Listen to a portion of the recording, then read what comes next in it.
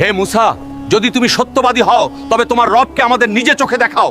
যতক্ষণ না আমরা আল্লাহকে পরিষ্কারভাবে দেখব, আমরা ঈমান আনবো না। এই শব্দগুলো ছিল বনি ইসরায়েলের সেই ৭০ জন সর্দারের, যাদেরকে মুসা নবী তুর পাহাড়ে আল্লাহর কাছে ক্ষমা চাওয়ার জন্য নিয়ে গিয়েছিলেন। এর আগে বনি ইসরায়েল সোনার একটি গরু তৈরি করে তার ইবাদত শুরু করেছিল। এই কারণে আল্লাহ তাদের ওপর অনেক অসন্তুষ্ট হন এবং তাদের তওবা করার নির্দেশ দেন। এরপর মুসা নবী তার কওমের ৭০ জন সর্দারকে বললেন, চলো তুর পাহাড়ে গিয়ে আল্লাহর কাছে ক্ষমা চাই। যখন তারা সবাই সেখানে পৌঁছালেন, তখন হঠাৎ তাদের মুখ থেকে অত্যন্ত ধৃষ্টতাপূর্ণ কথা বেরিয়ে এলো। তারা উচ্চস্বরে বলল, হে মুসা, যদি তুমি সত্যবাদী হও তবে তোমার রবকে আমাদের নিজের চোখে দেখাও। যতক্ষণ না আমরা আল্লাহকে পরিষ্কারভাবে দেখব, আমরা ঈমান আনবো না। তখন হঠাৎ আকাশে কালো মেঘ ছেয়ে গেল, তীব্র বজ্রপাত হতে শুরু হলো। এরপর জমিন সজোরে কেঁপে উঠল এবং এক ভয়াবহ বিস্ফোরণ ঘটল। এই ঘটনাকেই কোরআনে রাজফা বলা হয়েছে। এক মুহূর্তের মধ্যে ৭০ জন সর্দারের প্রত্যেকেই মাটিতে লুটিয়ে পড়ল এবং কেউ চিৎকার করার সুযোগও পেল না। সবাই সেখানে ঝলসে গিয়ে প্রাণহীন হয়ে পড়ল। এই দৃশ্য দেখে হযরত মুসা নবী কাঁদতে কাঁদতে সিজদায় লুটিয়ে পড়লেন এবং দোয়া করতে লাগলেন, হে আমার রব, আপনি যদি চাইতেন তবে আমাকে এদের আগেই ধ্বংস করে দিতে পারতেন। আপনি কি কয়েক নির্বোধের কারণে পুরো কওমকে ধ্বংস করে দেবেন? আল্লাহ তখন হযরত মুসা নবীর দোয়া কবুল করলেন এবং সেই ঝলসে যাওয়া মানুষগুলো নড়তে শুরু করলো। তাদের চোখ খুলে গেল